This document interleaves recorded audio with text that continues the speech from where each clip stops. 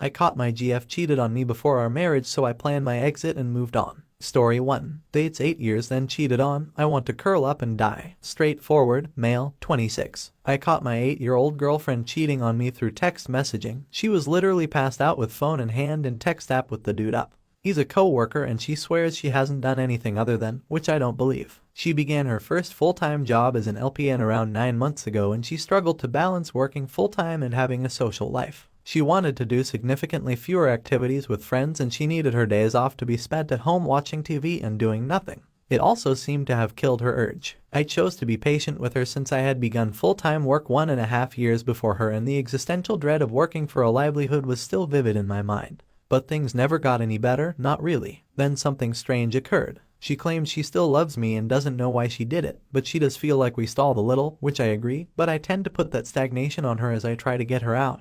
And about all the time with little success. The trust has vanished. 8 years squandered. I feel completely useless. A combination of wanting to punch a hole in the wall, give her another opportunity, and want to leave in the morning. I'm not sure what to do. I've been in this situation before, but my previous ex-boyfriends and I had only dated for a few months at most. The only silver lining, which is really just bitterness, is that I earn almost twice as much as she does, and I take all of her friends with me since they've been my friends for longer than I've dated her, and she only sees them when I'm around. After rereading, I see the writing has been on the walls for a while, but I don't want it to be twisted. I've been pleased with her up until now. Even though we didn't get out that frequently, I'm at a loss on what to do. I'm very heartbroken. Edit. After a rather sleepless night, I began moving my today. I contacted her many times about how she tossed away our relationship after all we'd gone through, and how I'm simply crushed. She'll be with relatives out of state this weekend, so I'll get the remainder of my stuff moved. I know I have to let her go at this point. I'm not sure how I'll feel in 5 minutes, much alone tomorrow. But I know it's all over now. She had so many opportunities before being caught, as well as 1 or 2 after, to make things right, and she blew them all. Man, all I want is to be liked. I'm not sure whether anybody would read this now that it's old,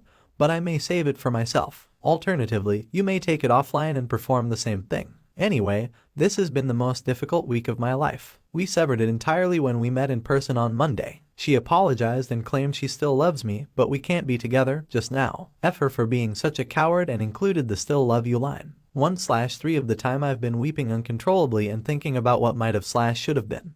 What I did wrong, my failure or perceived failure, and essentially everything regarding the termination of the relationship. Another third of the time, I honestly believe I've been lucky and that she wasn't good for me for much longer than I'm prepared to accept. I've considered how I'm going to take action to regain control of my life, such as counseling, going to the gym, and doing things I've wanted to do for the previous 8 years. The last third is a messed up combination of shouting into the abyss that she's an awful person that I'm completely going to take back if she lets me, and that it will wreck my life. This mental process repeats itself throughout the day. Last night was the first time I slept for more than 4 hours due to an Ambien and some melatonin. Just 6 hours. Work has been difficult, but I've managed to show up every day so far. I signed up for Tinder and Bumble on Monday and they were both removed today. That was a big blunder on my part. For admitting she's no longer attracted to me is going to mess with me for a long time, I'm sure. Since then, I've seen one of my buddies every day. That has momentarily alleviated the situation. Right now, being alone is very painful. I can't bear listening to music or playing video games, 2 of my favorite escapes. Here's a quick recap. After 7 years of dating, they decided to marry. She cheats, I catch her, and we split up. For a time, I lose my mind. It's the worst sensation of despair I've ever had in my life. There are no children present. 4.5 months later, about 2 weeks after the breakup, I was placed on Lexapro and Buspirone. I'm now weaning myself off Lexapro now that the main depressed symptoms have largely subsided. I've been seeing a therapist who has been quite helpful in enabling me to think more privately and sensibly about things, not only my ex, but also other relationships and life problems. I have only spoken to my ex once since we broke it off, and it was to tell her that I could owe her some highway tolls. But at this moment, I have no desire to speak to her about the breakup or anything else. I've been dating a few different folks, all of whom I've informed that I'm not looking for exclusive relationships. Dating is a lot of fun, if not a little expensive. I don't enjoy spending too much time alone with my thoughts, therefore it's kept me occupied. Also, holy SHT, I had no idea how fantastic could be. I assumed it was an issue with me, but I'm very sure my ex was just harassed. I'll admit that I miss the sense of having my person. Just someone I can tell anything to and know they'll be there for me. A significant other, you know. I feel like I've exposed a lot of blind spots I've had and really began evaluating the requirements and expectations I need in a relationship after dating other individuals. Reflecting on my relationship with my ex and working through both of these things with my therapist. They were most certainly not being met by my ex, and they aren't all met by the folks I've been dating. I realize it will be a long journey, but I just wanted to provide an update as a ray of hope for those of you who are going through it. It will get easier. You are not to blame. You are not the issue. For the love of God, don't remain with a cheater when you can do so much better. And if nothing else, counseling is an amazing tool for getting through this really. Story 2. Brother GF cheated on him. Me Olivia *15 and my older brother Ethan *26 are very close in their friendship. To me he's like a father figure because of the 11 years age difference. He departed 8 years ago and is now residing in Mexico. It was also there that he met his partner Luca *24 female with whom he has been dating for almost 4 to 5 years. Since we moved into our house 4 months ago, they have been living with us, for work reasons. My parents, 58 female 48 male, were talking about how delighted they were to finally meet their first grandchild the other day and I overheard them. I was confused since my parents don't have any children of their own yet. Then I found out that my brother and his girlfriend are expecting a kid, so I asked more. Last night, they were apprised of the situation. They wanted to tell me the next morning. My parents and I were overjoyed with the news. I was pleased to discover that I would soon be the aunt or uncle of a niece or nephew. However, 2 nights ago, I overheard the girlfriend speaking in Spanish on the phone with a friend. We have extremely thin walls. I was on the phone with my closest friend Alba, 15, who is of Spanish descent and whose native language is English. What the hell is Luca talking about? She said as she stopped me off in the midst of my thought process. Because I don't know Spanish, I was bewildered by the situation. Then she yelled, "Hold your phone up to the wall. I want to hear what rubbish she's talking about." I was baffled, but I decided to go forward with it anyhow. When Alba realized what was going on, she said words like this, "What nuo?" and "No is grave. LOL. When Luca's phone call came to an end, Alba was enraged. She essentially informed me that Luca was having an affair with Ethan and that the child was most likely not his son. I was taken aback, and I honestly thought she was joking. She on the other hand emphasized that she was serious. I raced over to Ethan's location. I told him of everything that had happened. I will not go into detail. He on the other hand was not persuaded. He said that I was inventing this story because I was resentful of the fact that I would no longer be the only child. What is completely wrong? I was exited for the baby. He yelled at me, claiming that I intended to end his life and do other awful things in his presence. He kicked me out of the house. He didn't believe me since I was upset and angry at the time. My parents addressed me the next morning, telling me that my behavior had been very wrong and that I should refrain from lying about such sensitive subjects in the future. They encouraged me to refrain from lying in the future. I told them that I was not playing a joke on them. They, on the other hand, did not take them seriously. I made no apologies for my actions. A look of hate and devastation was given to me by my brother, and I was forced to cease talking to him by Luca. So what do you recommend I do? Would you please assist me with some guidance? Story 3. GF pregnant by another guy after wild weekend of with him. Gory details inside. Thoughts appreciated. My girlfriend and I are both 30 years old. We both have nice careers and earn a decent living. We've been dating for 5 years. I'm madly in love with her. To be honest, she is the most gorgeous lady I have ever seen. She has all the makings of a model. She is many men's ideal lady and a solid 10 to 10. Whenever she goes out, she is constantly hit on, regardless of whether I'm present or not. Me, not so much, despite the fact that I have no trouble attracting ladies. I am above average, 7 to 10, and take care of myself, but I am not cut out to be a male model or anything else. In general, our relationship has been wonderful. We've never been disloyal to each other, and we're madly in love. I adore her to the moon and back. However, the previous 6 months or so have been tough. Work has been in high gear for both of us, and although we've saved up enough money to purchase our first home, neither of us has been able to come home before 10 p.m. We'd basically been fatigued and have ignored both and our relationship, although for no other reason than time and exhaustion. My sentiments haven't changed and neither has hers. Fast forward to about 2.5 months ago, when we were both asked to separate reunions with old acquaintances from all over the nation. Neither of us is originally from the region we currently live in. It was a terrific way for both of us to unwind after working so hard and ignoring life for a few months, but we were both sorry it wasn't with each other. So we kissed, told one another how much we love and missed each other, and I went to my hotel while she went to hers. Let's just say our weekends couldn't have been more unlike. Hers involves attending a party when, in her estimation, the most attractive man she had ever seen approached her. He was apparently a buddy of a friend of someone else at the party. She essentially said that every lady was getting what just looking at him and that she was on a high when this gentleman approached her. She had no intentions of doing anything, but everyone was drinking hard and she ended up in bed with him. For the most part the weekend. When she returned, she was the most caring and devoted girlfriend you'd ever seen. I was still too tired/exhausted for, but she was practically like a stepmother in the weeks that followed. I mistakenly simply chalked it up to her missing me and admiring how much she loved me. Fast forward again, she broke down and told me she couldn't take the deception any longer,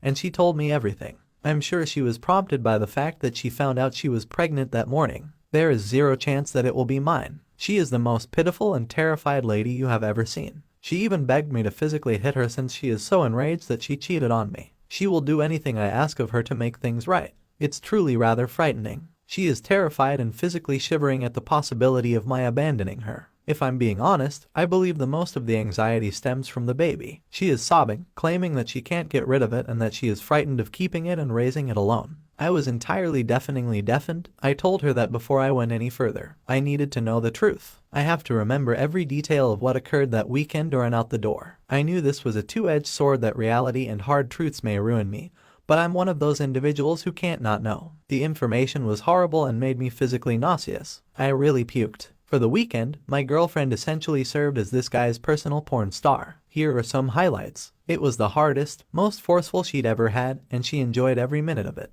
It was the finest she had ever had. During their weekend in bed, she had multiple strong and intense. She's never done anything like this before with anybody or by herself. He had the greatest she'd ever had. 9. He let her measure it during one of their games, which stroked all the right places, and he could go on for hours. They didn't wear any protection, obviously, and he got all over her face and inside her multiple times over their weekend together. What size were this guy's balls? After coming on her, he pulled her back on the bed, picked up his sperm with his finger, and fed it to her. He slapped her, not too hard, her and her face stirring, and before she could feel the pain or respond, he would mutter or do something passionate that made her simply let him keep going, as she put it. That weekend, he essentially taught my girlfriend how to enjoy some BDSM. Awesome. On his camera phone, he captured some of the above. So somewhere there's a video of my girlfriend literally behaving like a porn star in a cheap hotel room. So there, Reddit. I can't say I didn't think about the consequences of asking, but help. I've had my heart torn out from under me. As a result, I now have a girlfriend who is pregnant by a male model BDSM hero with a magical cock who is going to carry his baby and who is so sad she will do anything I want just so I can get over this and remain with her. Basically, as long as I don't leave, I can treat her as I want. It doesn't matter if I loathe her for the rest of my life as long as I remain with her. We've been talking about marriage and children for the last year,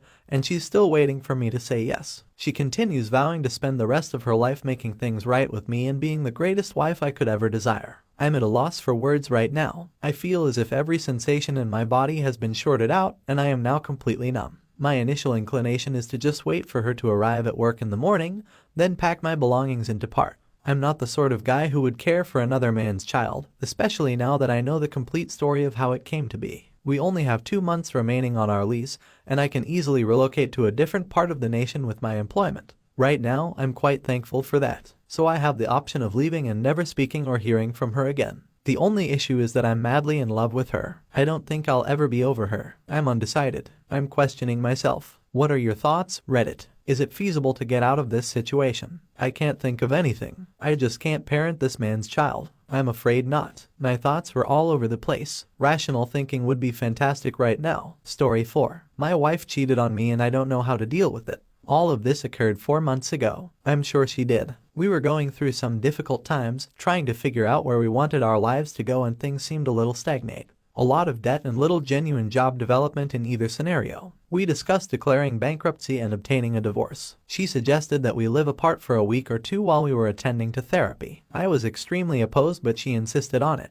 I was advocating for therapy, but she didn't see the purpose. Things were so difficult and uncomfortable near one another in the final few days we shared a home. We would make an effort to spend time together while having meaningful conversations about our relationship. It developed into us remaining in separate rooms and sobbing and clutching each other whenever we made eye contact. After a few days, I decided to spend some time apart and moved in with a friend. I couldn't weep any longer. It hurt so much to even consider parting up. I promised her I'd move out for a while if she went to therapy, and she agreed. It was a Monday evening. We didn't communicate much when we were living apart. We went to the counselor and then went on a date. I told her I couldn't sleep and had dreams about her cheating on me. We each left to our different houses after she wept. Thursday was the day. We went to therapy, and on Sunday she phoned me and said there was no way we could work it out. I told her I wasn't going to talk about divorce over the phone and requested her to meet with me on Monday. We decided to reconcile on Monday after being together for 6 years. It would be foolish to throw everything away. She informed me that if we were going to be together, she had to tell me that she had gone on a date with a man. He was a man she met at work, a bank. He was wealthy, had his own company, and was roughly 7 years our senior. She said they kissed, at which point she freaked out and bolted. She said that she contacted him on Sunday through Facebook and was perplexed to learn that we were separating. I read her diary the day before yesterday. On the Tuesday before we visited the counselor, she went on a lunch date with him. She slept with him on Sunday night. I can't bring up this aspect of our divorce without her exploding. She wasn't truthful with me about what occurred, and I'm still upset about it. My work is suffering as a result of my inability to sleep at night. I am at a loss on what to do. I want to work things out because I adore her. I'm not interested in being with anybody else. Otherwise, everything has been going swimmingly. We're managing our money properly, spending more time together, and in general, we've solved or put in motion a strategy to fix most of our difficulties. It's really painful. I'm baffled by the dishonesty. I don't recall her apologizing for it. She informed me flatly that it was none of my concern and that we were no longer together. But it continues to gnaw at me. It's always in the forefront of my thoughts. I wish I could erase the whole wheat from my mind. She hasn't been communicating with him. I know because I've been monitoring her phone calls and numbers called. It's actually done. Yeah, I'm still not over it.